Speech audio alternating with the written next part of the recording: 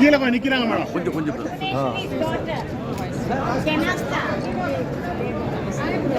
இந்த மாபெரும் கூட்டத்திற்கு வருகை நம்முடைய மாண்புமிகு மத்திய அமைச்சர் மரியாதைக்குரிய அம்மா நிர்மலா சீதாராமன் அவர்களை வருக வருக என்று வரவேற்க கிருஷ்ணகிரி மாவட்டத்தின் சார்பாக வருக வருக என அன்புடன் கோவிந்தராஜ் அவர்களை உரையாற்றுமாறு அன்புடன் அழைக்கின்றேன். மற்றொரு நிகழ்ச்சியிலே கலந்து கொண்டிருக்கின்ற நிகழ்ச்சியை தலைமையேற்று இந்த நிகழ்ச்சியை நடத்தி கொண்டிருக்கின்ற பாரதிய ஜனதா கட்சியுடைய மாவட்ட தலைவர் சோதரன் நாகராஜ் அவர்களே, மற்றொரு நிகழ்ச்சியிலே கலந்து கொண்டிருக்கின்ற பாட்டாளி மக்கள் கட்சியினுடைய முன்னாள் சட்டமன்ற உறுப்பினர் பாசத்திற்குரிய சோதரன் மேகநாதன் அவர்களே, மற்ற கூட்டணி கட்சி சார்ந்த பாட்டாளி மக்கள் கட்சி சார்ந்த பொறுப்பாளர்களே, அம்மா மக்கள் முன்னேற்ற கழகத்துடைய பொறுப்பாளர் பெருமக்களே, மற்றும் அண்ணன் ஓபிஎஸ் அவருடைய தலைமை ஏற்று இயங்கிக் கொண்டிருக்கின்ற கழக தொண்டர்களே, பொறுப்பாளர்களே மற்றும் கூட்டணியை சார்ந்த அனைத்து நிர்வாகிகளுக்கும் பொறுப்பாளர்களுக்கும் என்னுடைய மனமார்ந்த நன்றியை தெரிவித்துக் கொண்டு இன்று பாரதத்துடைய வணக்கத்திற்கும் மரியாதைக்கும் உரிய இந்த விழாவிலே பெருந்திரளாக கலந்து கொண்டிருக்கக்கூடிய காவி சொந்தங்களே, கூட்டணி அமைப்புடைய பல்வேறு தலைவர்களே, சகோதரர்களே, இந்த விழாவிலே கடந்த ஓராண்டு காலமாக நாம் எல்லாம் எதிர்பார்த்த அருமைக்குரிய நம்முடைய தலைவி மத்திய நிதித்துறை அமைச்சர் திருமிகு நிர்மலா சீதாராமன் அவர்கள் நம்முடைய மேடையிலே இருப்பது நமக்கெல்லாம் மெத்தத்த மகிழ்ச்சி. அதற்காக பெரிய கரகோஷம் நீங்கள் கொடுக்க வேண்டும். உங்கள் முன்பாக இந்தியாவினுடைய நிதித்துறை இங்கே வருகை புரிந்தா பண்ணிட்டு எவ்வளவு அமைதியா எவ்வளவு சிம்பிளா இருக்காங்க. அதற்கே நாம் அவரை வணங்க வேண்டும் நண்பர்களே. இன்றைய தினம் இங்கே மேடையிலே அமர்ந்திருக்கிற மாவட்ட தலைவர்களே, முன்னாள் எம்எல்ஏக்களே, நம்முடைய அமைப்புடைய முன்னணி தளபதிகளே, உங்கள் அத்தனை பேருக்கும் என் மனமார்ந்த வணக்கத்தை கூட பொற்பாதங்களை வணங்கி வைக்கின்றேன். ஓசூர் அரசியல் வரலாற்றிலே இன்றைக்கு மிக வாரிசாக பிரதிநிதியாக நம்முடைய அமைச்சர்கள் இங்கே வருகை புரிந்திருக்கிறாங்க. இந்த நேரத்திலே உங்களுடைய அதிகமான நேரத்தை எடுத்துக்கொள்ளவில்லை, அவர் பேச இருக்கின்றார்கள். ஏற்கனவே அனுமதி வழங்கிவிட்டது. ஆனால் இந்த 2 மாநில முதல்வர்களும் அதற்காக நிதியை ஒதுக்க வேண்டும். அதிலே 50% நிதியை நம்முடைய அம்மையார் அவர்கள் கொடுக்க வேண்டும். ஆக தவறாக திமுக காங்கிரஸ் செய்கின்ற பிரசாரத்தை முறியடிக்க வேண்டும். மோடி 3 அமர்கின்ற போதியும் நிதியம் கொடுப்பார்கள் என்ற உறுதியை உங்கள் மத்தியிலே நான் வைக்க ஆசைப்படுகிறேன். அடுத்தால் போல் நம்முடைய அமைச்சர் அவர்கள் ஓசூர் சால் ஏர்போர்ட் நிலையத்திற்கு வந்து இப்போது இறங்கினார். அவர் கேட்டது, இந்த விமான நிலையம் ஏன் இப்படி இருக்கிறது என்று கேட்டார்கள். எல்லாம் எடுத்து சொன்னேன்.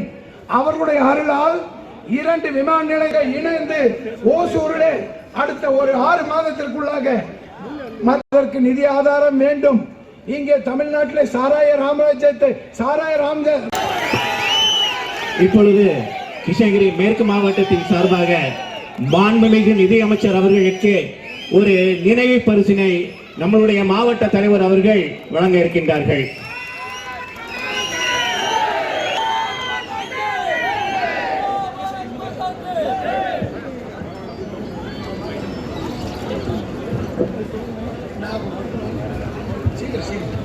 நம்முடைய மத்திய அமைச்சர் அம்மா நிர்மலா சீதாராமன் அவர்களுக்கு நம்முடைய வெற்றி வேட்பாளர் அண்ணார் சி நரசிம்மன் அவர்கள் இந்த நினைவு பரிசை வழங்குவார்.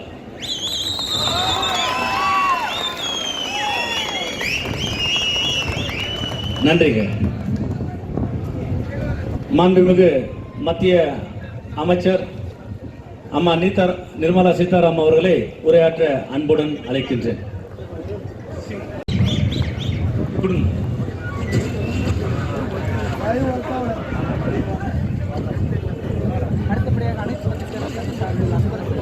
ராஜசேகர் அவர்கள் மாவட்ட செயலாளர், பாட்டாளி மக்கள் கட்சியுடைய கிழக்கு மாவட்டத்துடைய மாவட்ட செயலாளர். அவ்வளவுதான்.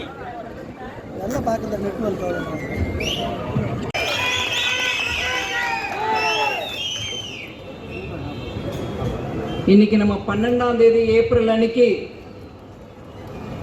இந்த ஒசூர் நகரத்துல வெயில் கொடுத்துற இந்த நேரத்துல நீங்க எல்லாரும் வந்திருக்கீங்க, அதுவும் ஒரு ஒர்க்கிங் டே வந்திருக்கீங்க. இந்த வெயில்னு பொறுத்து 12ஆம் தேதி ஏப்ரல் நான் சொன்னதுக்கு காரணம் என்னன்னா, இன்னும் 2 நாள்ல புது வருஷம் பிறக்குது. புது வருஷத்துக்கான வாழ்த்துக்களை சொல்றேன். அதோட இல்லாம ஏப்ரல் 14 உடனே நமக்கு டாக்டர் அம்பேத்கர் ஞாபகத்துக்கு வருவார். தன்னை வணங்கி டாக்டர் அம்பேத்கருக்கு எப்பொழுதும் சமர்ப்பிச்சிருக்கு. அதனால ஏப்ரல் 14ஆம் தேதி இன்னும் 2 நாள்ல வருது. புது வருஷத்தையும் சொல்ற அதே நேரத்துல டாக்டர் அம்பேத்கரையும் நினைவு கூறும் அதே நேரத்துல இன்னைக்கு உங்க முன்னாடி வந்து பேசுறதுக்கான எனக்கு வாய்ப்பு கிடைச்சதுக்கு உங்க எல்லாருக்கும் நன்றி. இந்த வரப்போற மாநிலங்களவை லோக்சபாக்கான தேர்தல், இந்த தேர்தலில் பாரதிய ஜனதா கூட்டணி கட்சிகளுடன் இங்க மேடையில் அமர்ந்திருக்கும் தலைவர்கள் அனைவருக்கும் நான் என்னோட வணக்கத்தை தெரிவித்துக் கொள்கிறேன். நம்மளுடைய கேண்டிடேட் இருக்கார், வெற்றி வேட்பாளர் நரசிம்மன் அவர்கள். அதே மாதிரி பிஜேபி நாகராஜன் அவர்கள் எக்ஸ் எம்எல்சி மேடையில் அமர்ந்திருக்கிறார். அவருடைய கட்சியிலிருந்து வந்திருக்கக்கூடிய கோவிந்தராஜ் முன்னாள் எம்எல்ஏ அவர்களும் இருக்கிறார்கள். அதை தவிர பிஜேபி சந்தர்ப்பத்தில் நமக்கு இங்க மீட் ஆறோம், சந்திக்கிறோம். நான் கொஞ்சம் தெலுங்கு கொஞ்சம் தமிழ் பேசுன்னு நம்ம வெற்றி வேட்பாளர் எனக்கு அறிவுறுத்தினார். அதனால கொஞ்சம் தெலுங்குலயும் சொல்றேன்.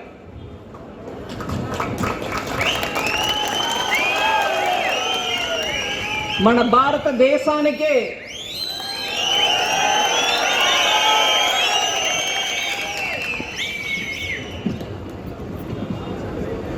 మంచి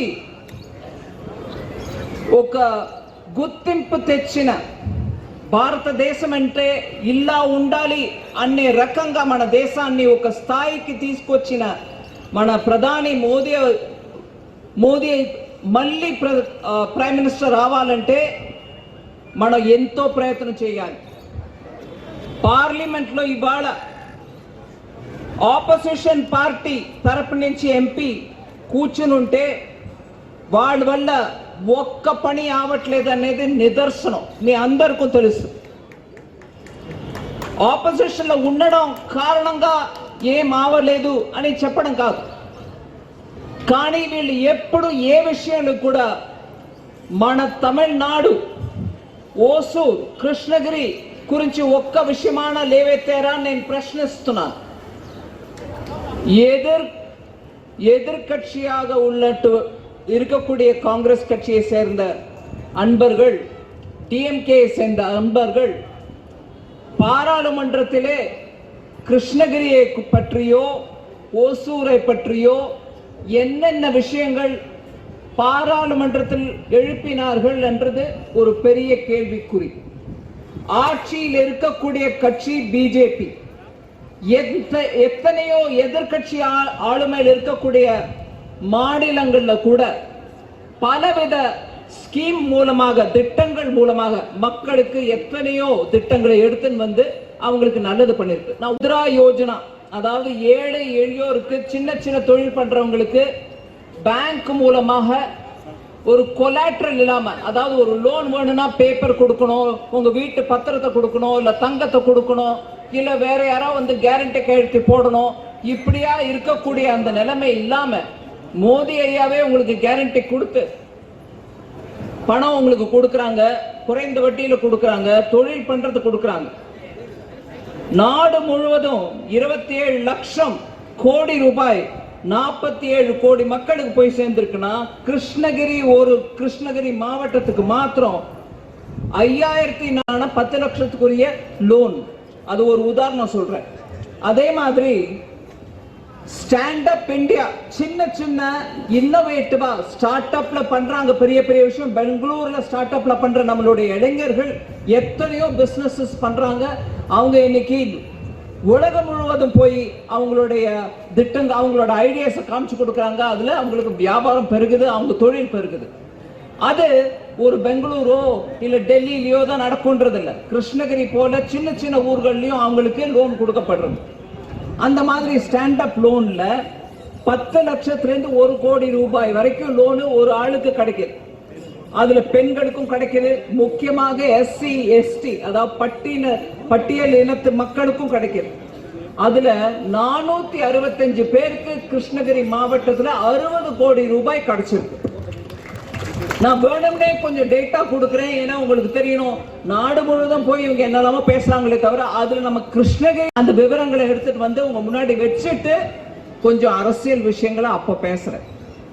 அதே மாதிரி தெரு ஓரத்துல வியாபாரம் பண்றவங்க, பூ விற்கிறாங்களோ, சின்ன இட்லி கடை வச்சிருக்காங்களோ, இல்ல தள்ளு வண்டியில வியாபாரம் பண்றாங்களோ, அந்த மக்களுக்கு கூட பண வசதி இருக்குமோ இல்லையோ அவங்களுக்கு தொழில் பண்றதுக்கு பேங்க் மூலமா ஏதாவது திட்டம் அறிவிக்க முடியுமா அப்படின்னு யோசிச்சு PM ஸ்வநிதி அப்படின்னு ஒரு தெருவோரத்துல வியாபாரம் பண்றவங்களுக்கு 50,000 வரைக்கும் அவங்களுக்கு கொடுக்குறோம். இல்லைன்னா அவங்க என்ன பண்றாங்க, காலையில போய் 100 ரூபாய் 1000 ரூபாய் 2000 ரூபான்னு கடன் வாங்கினா அந்த சாயங்காலத்துக்கு போய் கொடுக்கும்போது 1000 ரூபாய் கடன் வாங்கினவங்க 1500 ரூபாய் கொடுக்க வேண்டியிருக்கு. காலையில கொடுக்கும்போது 900 ரூபாய் தான் கையில வரும்.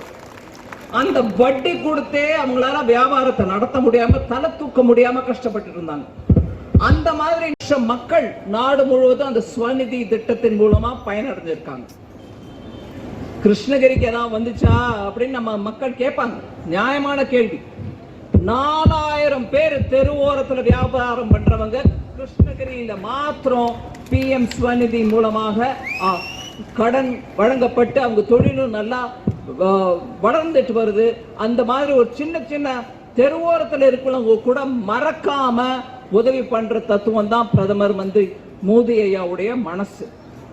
ஏழைகள் எங்கேயுமே உணவு இல்லைன்னு கஷ்டப்படக்கூடாது அப்படின்றதுனாலதான் 80 கோடி மக்களுக்கு இன்னைக்கு தேதி வரைக்கும் வரப்போற 5 வருஷத்துக்கும் கூட 80 கோடி மக்களுக்கு ஃப்ரீயா கோதுமை அரிசி கொடுக்கறாங்க ரேஷன் கார்டு மூலமா. ஒரு பைசா நீங்க கொடுக்க தேவையில்லை. ரேஷன் கார்டு இருந்துச்சுன்னா உங்களுக்கு இலவசமா கிடைக்குது. இனிமே அவங்களால பண்ண முடியாத நிலைமை வந்துச்சுன்னா அவங்க கையில எது கிடைக்கும் அப்படின்னா அவங்களுக்கு ஒரு பென்ஷன் திட்டத்தையும் எடுத்துட்டு வந்தாரு. 60 வயசு ஆன உடனே அவங்களுக்கு கிடைக்கும் அந்த பென்ஷன். 96,000 அதாவது 10,000 விட கொஞ்சம் 4,000 குறைச்சல் 96,000 பேருக்கு கிருஷ்ணகிரி மாவட்டத்துல பென்ஷன் திட்டம் மூலமா கிடைச்சிருக்கு. இதே மாதிரி கிருஷ்ணகிரி ஓசூர் ஏரியால எத்தனை பிசினஸ் நல்லா இருந்து, கிருஷ்ணகிரி ஓசூர் ஏரியா பெங்களூருக்கு பக்கத்துல இருந்தாலும் குடிதண்ணிக்கு கஷ்டப்படுற ஒரு ஏரியா. ஒவ்வொரு வீட்லயும் பைப்பு மூலமா குழா மூலமா நீர் வரும் அப்படின்ற ஒரு திட்டம் ஒவ்வொரு வீட்டுக்கும் வரும்ன்ற அந்த திட்டத்துல நாடு முழுவதும் 11 கோடி மக்களுக்கு போய் சேர்ந்திருக்குன்னா அவங்க வீட்டுல பைப்பு. இங்க கிருஷ்ணகிரியில 2,75,000 பேருக்கு அவங்க வீட்டுக்கு குழாய் போய் சேர்ந்திருக்கு. தண்ணியும் வருது அந்த குழாய் மூலமா. இதை தவிர வீடு கட்டி கொடுக்கும் 6,000 பேருக்கு வீடு கிடைச்சிருக்கு பிரதமர் திட்டத்தின் மூலமாக. அதே மாதிரி 5 லட்சம் ரூபாய் ஒரு குடும்பத்துக்கு ஒரு வருஷத்துக்கு உடம்பு சரியில்லாம நோய்பட்டு ஹாஸ்பிட்டல்ல போய் வைத்தியம் பண்ணணும்னா பணம் இல்லாம கஷ்டப்படுற ஏழைகளுக்கு 5 லட்சம் ரூபாய் வரைக்கும். ஒரு ரூபாய் நீங்க ரூபாய் நோட்டா கொடுக்க வேணாம், ஒரு பேப்பரை காட்ட வேண்டாம், நான் இங்கதான் வசிக்கிறேன், எனக்கு கிருஷ்ணகிரி தான் என் ஊருன்னு சொல்ல தேவையில்லை. ஹாஸ்பிட்டல்ல போனீங்கன்னா உங்களுக்கு பேப்பர்லெஸ் கேஷ்லெஸ் அப்படின்னுவாங்க. பேப்பர் காட்ட வேண்டாம், பணம் கட்ட வேண்டாம், கையில இருந்து 5 லட்சம் ரூபாய் வரைக்கும் இலவச வசதி உங்களுக்கு ட்ரீட்மெண்ட் கிடைக்கும். அவங்களுடைய வெற்றி வேட்பாளர் நரசிம்மன் அவர்கள் சொன்னார்கள். அதுல நான் 2-3 விஷயத்தை உங்களுக்கு சொல்ல விரும்புறேன். ஜனவரி 24, 2024 ஐயா போட்டா நீங்க நேச்சுரல் கேஸ் 323 கிலோமீட்டருக்கு அந்த பைப் லைன் வருது. அதன் மூலமா எத்தனை பேருக்கு கேஸ் வசதி கிடைக்கும்ன்றத பத்தி நம்ம யோசிச்சு பார்க்கணும். அதே மாதிரி பெங்களூரு ரிங் ரோட பத்தி சொன்னாங்க. மெட்ரோ, ரயில்வேஸ் இதையும் பத்தி சொன்னாங்க. நான் அந்த விஷயத்துல இன்னும் விவரமா போகாம 2-3 விஷயங்கள் உங்க முன்னாடி எடுத்து வைக்க விரும்புறேன். கடந்த 10 வருஷமா ஊர்கள் எல்லாத்துலயும் பாருங்க, தொழில் வளர்ச்சி எவ்வளவு தூரம் ஆயிருக்குன்றது உங்களுக்கே தெரியும். நாட்டுல முதல் முறையா டிஃபென்ஸ் காரிடார் எடுத்துட்டு வந்தது, அதுல ஓசூர் ஒரு பாயிண்டா போட்டது பிரதமர் ஐயா முதல்ல 2019 நம்ம அனௌன்ஸ் பண்ணோம்.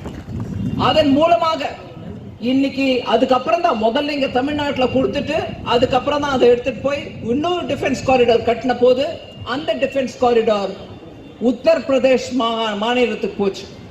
ஆனா தமிழ்நாட்டில் அந்த டிஃபென்ஸ் காரிடார் வந்த காரணத்தினால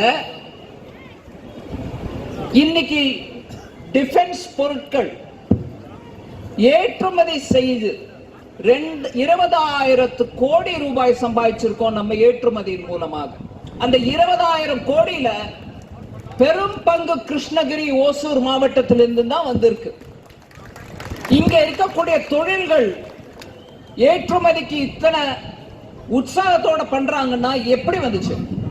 அந்த டிஃபென்ஸ் காரிடார் இங்க நம்ம எடுத்துட்டு வந்ததால வந்துச்சு. திரும்ப திரும்ப மோடி ஐயா ஏதோ மழை காலத்திலையும் குளிர்காலத்திலையும் வரக்கூடிய பறவை மாதிரி வந்துட்டு போறாரு, மைக்ரேட்டரி பேர்டு மாதிரி வந்துட்டு போறாருன்னு சிஎம் அவர்கள் சொல்றாங்க. மைக்ரேட்டரி பேர்டு இந்த நாட்டில் இருக்கக்கூடிய யாரு எங்க வேணாலும் போகலாங்கும் போது பிரதமர் ஐயா தமிழ்நாட்டுக்கு வந்தா அது மைக்ரேட்டரி பேர்டுன்னு சொல்ற அளவுக்கு நம்ம சிஎம் நிலைமை அந்த நிலைமையில் இருக்கிறார். அவர் தொழில் வளர்ச்சிக்கு அடிகோல் நாட்டி டிஃபென்ஸ் காரிடார் எடுத்து வந்தது பிரதமர் மோடி அவர்கள். அதை தவிர எத்தனையோ இன்வெஸ்ட்மெண்ட் தமிழ்நாட்டில் எடுத்துட்டு வந்ததும் பிரதமர் மோடி ஐயா மூலமா தான். இப்படியாக தமிழ்நாட்டுக்கு பிரதமர் வரும்போது ஒவ்வொரு முறையும் கருப்பு கொடி காமிச்சு திரும்பி போ மோடின்னு சொல்ற அவங்க இங்க ஒவ்வொரு மாவட்டத்திலையும் தொழில் எடுத்துட்டு வந்து நல்ல தொழில் நடக்கணும்னு வரும்போது அவங்க கலெக்ஷனுக்கு மாத்திரம் வந்துடுறாங்க. ஓசூர் மக்கள் அந்த விஷயத்தை எடுத்து சொல்லணும். நீங்க யாரு தொழில் எடுத்துட்டு வந்தவர் வசூல் பண்றதுல, நீங்க எடுத்துட்டு வந்து வராத தொழிலுக்கு நீங்க எதுக்கு வசூல் பண்ண வரீங்கன்னு கேட்கணும். தமிழ்நாட்டுல சாராயத்தினால ஒவ்வொரு குடிப்பழக்கத்தினால ஒவ்வொரு குடும்பத்திலும் எவ்வளவு கஷ்டப்படுறாங்கன்னு நம்ம எல்லாருக்கும் தெரியும். அந்த குடிப்பழக்கத்துல நம்ம ஆட்கள் அடிமையாகாம அவங்களுக்கு நல்ல விதமா வேலை வாய்ப்பு கொடுத்து நல்ல குடும்பத்தை காப்பாற்றக்கூடிய அந்த செயல்ல நம்ம எடுத்துட்டு வரணும்னு பார்த்துட்டு இருக்கையில அவங்க ஒரு குடும்பம் வாழணும்ன்றதுக்காக போதை பொருள்களை கூட இறக்குமதி பண்ணி நம்ம இளைஞருடைய வாழ்க்கை முழுக்க பாழாக்கும் அந்த குடும்பத்தை நம்ம திருப்பி ஒரு முறை கூட தேர்ந்தெடுக்க கூடாது என்பது என்னுடைய கைகூப்பி உங்களை கேட்டுக்கொள்ளக்கூடிய ஒரு விண்ணப்பம். அந்த குடும்பத்தை எடுத்துட்டு வருதுன்னு என்னமா நீங்க எப்படி காட்ட முடியும் அப்படின்னு நீங்க கேட்கலாம். கைது செய்யப்பட்ட அந்த ஜாஃபர் சாதிக் அந்த குடும்பத்தோட டைரக்ட் கனெக்ஷன் வச்சிருக்கிறார்ன்றதுக்கு எத்தனையோ ஆதாரம் நம்ம முன்னாடி இருக்கு. போதைப் பொருட்கள் மூலமாக கோடி கோடியா சம்பாதிச்சு தங்களுடைய குடும்பம் வாழணும்னு பாக்குறாங்க. போதை மூலமாக வரக்கூடிய ஆதாயத்துல பழைக்கக்கூடிய எந்த குடும்பமும் வாழ்ந்ததில்லை. பிறரின் வாழ்க்கையை கெடுத்து, இளைஞரின் வாழ்க்கையை கெடுத்து அதன் மூலமாக வரக்கூடிய ஆதாயம் தமிழ்நாட்டுக்கு வேண்டவே வேண்டாம், எந்த குடும்பத்துக்கும் வேண்டாம். அந்த மாதிரி போதைப் பொருளை வைத்துக் கொண்டு அந்த ஆதாயத்தை வச்சுக்கொண்டு அரசியல் செய்யக்கூடிய அந்த குடும்பத்தை நம்ம நிராகரிக்கணும், முழுமையா அவங்களை தோக்கடிக்கணும். போதை தமிழ்நாட்டுக்கு வேண்டாம். அந்த சாராயம் ஒன்னே நம்மளால இன்னும் கட்டுப்படுத்த முடியாத இருக்கக்கூடிய இந்த நிலையில போதைப் பொருளை எடுத்துட்டு வரக்கூடிய இந்த குடும்பத்தை நமக்கு 4 கேள்வி கேட்கணும் நிக்க வச்சு. எப்படி நீங்க அது டைரக்டா நீங்க சப்போர்ட் பண்றீங்க? உங்க கட்சி ஆளுவரு, அதை தவிர அவர் சம்பாதிச்ச ஆதாயத்தை வச்சு உங்க குடும்பத்தில் இருக்கக்கூடிய ஒரு உறுப்பினர் கோசம் ஒரு சினிமா கூட தயார் பண்ணவரு அப்படின்னு 4 கேள்வி நம்ம கேட்க தான் வேணும். ஓட்டு போடுற அன்னைக்கு ஏப்ரல் 19ஆம் தேதி தயவு பண்ணி நம்ம குடும்பத்துல உதயம் இல்லாமல் இருட்டை எடுத்துக்கொண்டு வர வேண்டிய அந்த திராவிட முன்னேற்ற கழகத்தை நிராகரிக்கணும். உதய சூரியன் அவங்க குடும்பத்துக்கு உதயம் தமிழ் நாட்டிற்கு இல்லை, அவங்க குடும்பத்துக்கு தான் அப்படிங்கிறது தான் நம்ம புரிய வச்சுக்கணும். மக்கள் அனைவருக்கும் அதே தான் நான் வேண்டி கேட்கிறேன். இந்த 10 ஆண்டுகள்ல ஏழை எளியோர்கள் ஒவ்வொருத்தரையும் ஞாபகம் வச்சுக்கிட்டு அவங்களுக்கு பலவிதமான திட்டங்கள் மூலமா வேலை வாய்ப்பு கொடுக்கறதுக்கும் சரி, அவங்களுக்கு குடும்பத்துல 4 பணம் கையில இருக்கணும்ன்ற அந்த நிலைமைக்கு பலவித திட்டங்கள் மூலமா எடுத்துட்டு வரக்கூடிய பிரதமர் மோடி ஐயா திரும்பி வர வேண்டியதுக்கு ஒவ்வொரு தொகுதியிலிருந்தும் அந்த தொகுதியை பத்தி பார்லிமெண்ட்ல வந்து கேள்வி கேட்டு அந்த தொகுதி விஷயங்களை எடுத்து சொல்லக்கூடிய ஒரு எம்பி, பாராளுமன்ற உறுப்பினர் நம்ம அனைவருக்கும் தேவை. ஓசூருக்கு, கிருஷ்ணகிரிக்கு நம்ம வெற்றி வேட்பாளர் நரசிம்மன் அவர்களுக்கு உங்களுடைய ஆதரவை தர வேண்டும் என்று மிக பணிவன்புடன் கேட்டுக்கொள்கிறேன். கிராமப்புறத்தில் இருக்கக்கூடிய நம்ம விவசாயிகள் வாழ்வு மலரணும். அதுக்கு விவசாயிகளுக்குரிய எல்லா விதமான சப்போர்ட்டும் வருஷத்துக்கு 6000 ரூபாய் ஒவ்வொரு குடும்பத்துக்கும் ஒரு விதமான நடுவரோ இல்ல யாரோ நம்ம கிட்ட கமிஷன் எடுத்துக்கூடிய ஆளோ இல்லாம டைரக்டா உங்க அக்கௌண்ட்டுக்கு பணம் போகுது. இன்னும் விவசாயிகளுக்கு எத்தனையோ பண்ணிட்டு தான் இருக்கிறோம். நான் உதாரணத்துக்கு ஒரு முக்கியமா ஒரு விஷயம் சொல்ல விரும்புறேன். ஒரு மூட்டை யூரியாவோ ஃபர்டிலைசரோ இறக்குமதி, எல்லாமே இறக்குமதி தான் பண்றோம். இப்பதான் பீகார்லயும் ஜார்க்கண்ட்லயும் நம்மளே நம்மளுடைய ஃபர்டிலைசர் உரங்களை தயார் பண்ணணும் அப்படின்ட்டு அங்க ஃபேக்டரி திறக்கப்பட்டிருக்கு. முன்னாடி எப்போ இருந்துச்சு, 30 வருஷத்துக்கு முன்னாடி மூடிட்டாங்க. அதை திருப்பி நம்ம அந்த உற்பத்தி நிலைக்கு எடுத்துட்டு வந்து உற்பத்தி தொடக்க வச்சிருக்கோம். 3 வருஷத்துக்கு முன்னாடி ஒரு மூட்டை ஃபர்டிலைசர் இறக்குமதி பண்ணா 3000 ரூபாய் செலவாகுது. அப்போ விலைவாசி ஜாஸ்தி ஆயிடுச்சு, அந்த கோவிட் காரணமாக, அந்த தொற்று நோயின் காரணமாக. ஆனா அப்பவும் என்னை கூப்பிட்டு பிரதமர் ஐயா சொன்னார், அது 3000 ஆனாலும் சரி 5000 ஆனாலும் சரி அதை இறக்குமதி பண்ணு. ஆனா இப்ப கொடுக்குற அதே 300 ரூபாயோ 298 ரூபாயோ அதே விலைக்கு தான் நம்ம விற்போம். அதனால வரக்கூடிய நஷ்டமோ இல்ல அதனால வரக்கூடிய விலை உயர்வோ மத்திய அரசின் மேலதான் இருக்குமே தவிர விவசாயிக்கு போகாதது. நீங்க 3000 ஆனாலும் சரி 5000 ஆனாலும் சரி அப்படியே இறக்குமதி பண்ண வேண்டியதுதான். விவசாயிக்கு இப்ப நடக்கிற அதே விலை 298 ரூபாய்க்கு தான் அந்த மூட்டையை கொடுக்கணும்னு சொல்லி கட்டாயப்படுத்தினார். விவசாயி மேல பாரம் வரக்கூடாதுன்றதுனால திட்டமா சொன்ன ஒரு உத்தரவு. அதுல இருந்தே நம்ம புரிஞ்சுக்கணும் இந்த நாட்டு விவசாயி மேல பிரதமர் ஐயாக்கு இருக்கக்கூடிய மதிப்பும் மரியாதையும். அதே மாதிரி 4 వర్గங்களை தான் நம்ம பார்க்கணும். ఇది నాకు కావాలనే తెలుగులో చెప్తాను. ఈ దేశం మళ్ళీ మళ్ళీ తిరిగి ఎన్నో రాజకీయం కోసం జాతి మత భేదాల గురించి మాట్లాడటం కాదు. మనం 4 వర్గాలని గుర్తుపెట్టుకోవాలి. బీదవాళ్ళు, రైతులు, మహిళలు, యువకుడు. ఈ 4 వర్గాలకి మనం ఏ పని అయినా చేస్తే దాంట్లో ఉన్నటువంటి అన్ని కులాలు, మతాలు, వర్గాలు అందరికీ మంచి జరుగుతుంది. మనం ఒక్కొక్కసారి కాంగ్రెస్ కక్షి చెప్పినట్టు ముస్లింకో, క్రిస్టియన్కో, ఇంకోర్కో అని పేరు చెప్పి ఎవరికి మనం వీళ్ళకి చేస్తాం వాళ్ళకి చెయ్యమని చెప్పవద్దు. అందరికీ మనం చేస్తాం. ఎవరికి బాధ భేదం ఏం ఉండదు అని స్పష్టంగా చెప్పారు.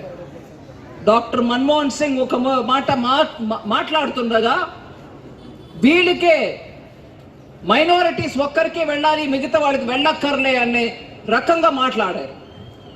ఈ భారతదేశంలో పుట్టిన ప్రతి ఒక్కరికి, బీదవాళ్ళైనా, మహిళలైనా, యువకులైనా, రైతులైనా వాళ్ళకి చెల్లాల్సిన పైసా, చెల్లాల్సిన సదుపాయాలు అన్ని వాళ్ళకి చేరుకోవాలి. అదే ప్రధాని మోదీ వేరే ఏ రకంగా భేదభావాలు చూడకుండా అందరికీ హెల్ప్ చేయాలి. మన అందరూ అన్ని రాష్ట్రాలు కూడా ముందు రావాలి అని ఆ రకంగా డెవలప్మెంట్ తీసుకెళ్ళాలి అని అందుకే ఈ 4 వర్గాల గురించి మాట్లాడుతున్నారు. మిగతాది ఏం కాదు. ఇంకా ఎండ ఇంకా ఈ వేడిలో కూర్చోపెట్టడానికి మనసు ఒప్పట్ల. మీ అందరికీ నేను ఇవాళ ఒక్క మారు చేయి చూపి నమస్కరించి కోరుకునేది ఒక్కటే, ఈ దేశం బాగుపడాలంటే కరప్షన్ లేనటువంటి నాయకత్వం కావాలి. తన కుటుంబం, తన ఒక్క కుటుంబమే కావాలి, మిగతా వాళ్ళు ఏమైనా సరే అనే రకంగా ఆలోచించకుండా ఈ భారతదేశంలో ఉన్న అందరూ నా కుటుంబమే అని చెప్పే ఆ నేతృత్వం మనకు కావాలి. అది మోదీ అయ్యా ఇవ్వగలిగిన ఆ నేతృత్వం. అలాగే 2047 లోపల మన దేశం అమెరికా లాగా, జపాన్ లాగా, కొరియా లాగా మంచి డెవలప్ అయినటువంటి ఒక దేశంగా ఉండాలి. మన యువకులు ఎక్కడెక్కడో వెళ్ళి ఆ దేశం ఈ దేశం అని, అక్కడ బాగుంది, అక్కడ జీతాలు బాగా ఇస్తున్నారు, లేదు నాకు అక్కడ సదుపాయాలు బాగున్నాయని వెళ్ళక్కర్లే. ఈ దేశంలో ఆ జీతాలు ఆ సదుపాయాలు ఇక్కడ మనకు దొరుకుతాయి. దానికి తన కుటుంబం ఒక్కటే బాగుపడాలని మన కుటుంబాలన్నిటికీ సారాము, మద్య పదార్థము, బోధ ఇస్తున్నటువంటి డ్రగ్స్ ఇవ్వాల్సిన కుటుంబం మనకు అక్కర్లేదు. వాళ్ళని తిరస్కరించండి. అట్లాంటి కుటుంబం అక్కర్లేదు. మాటకి చెప్పాలంటే వాళ్ళు తమిళనాడులో ఉండి తమిళనాట్లే మనమే, మన భాష మన జనం అని చెప్పుకొని ఉన్నారని అనుకుంటే వాళ్ళు తప్ప మిగతా వాళ్ళ అందరినీ బయట వాళ్ళని మాట్లాడేటువంటి ఆ డిఎంకే పార్టీ మనకు అక్కర్లేదు. ఇంకా మాటని పొడిగించకుండా నేను మళ్ళీ ఒక మారు ఏప్రిల్ 19వ తారీఖు కమలం చిహ్నంలో మీ అందరూ మళ్ళీ మోదీ గారు ప్రధాని కావాలి అని కోరుకుంటూ మీ అందరూ కుటుంబ సభ్యులు అందరూ కలిసి వెళ్ళి కమలంలో తామర చిహ్నంలో ఓటు వెయ్యండి అని మిమ్మల్ని కోరుకుంటున్నా. ஏப்ரல் 19ஆம் தேதி நீங்களும் உங்க குடும்ப உறுப்பினர்கள் எல்லாரும், நண்பர்கள் எல்லாரும் தாமரை சின்னத்துல நம்மளுடைய நரசிம்மன் அவர்களை ஜெயிக்க வைக்கிறதுக்கு, ஓசூரை பற்றி கிருஷ்ணகிரியை பற்றி மாவட்ட பாராளுமன்ற ஒரு முறை நான் உற்சாகத்துல நீங்க டெஃபினட்டா அன்னைக்கு போய் நரசிம்மன் அவர்களை, பிஜேபி அவர்களை, மோடி அவர்களை ஜெயிக்க வைப்பீங்கன்ற எனக்கு நம்பிக்கை ஏற்படும். டெல்லி வரைக்கும் கேட்கணும் நீங்க சொல்றது பாரத் மாதா கி, பாரத் மாதா கி, பாரத் மாதா கி. நன்றியுடன் மாவட்ட பொதுச் செயலாளர் விஜயகுமார் வருகை தந்து நம்மளுடைய வெற்றி வேட்பாளரை ஆதரித்து பிரச்சாரம் செய்த நம்மளுடைய மாண்புமிகு கரைபடாத கருத்துக்கு சொந்தக்காரர் திருமதி நிர்மலா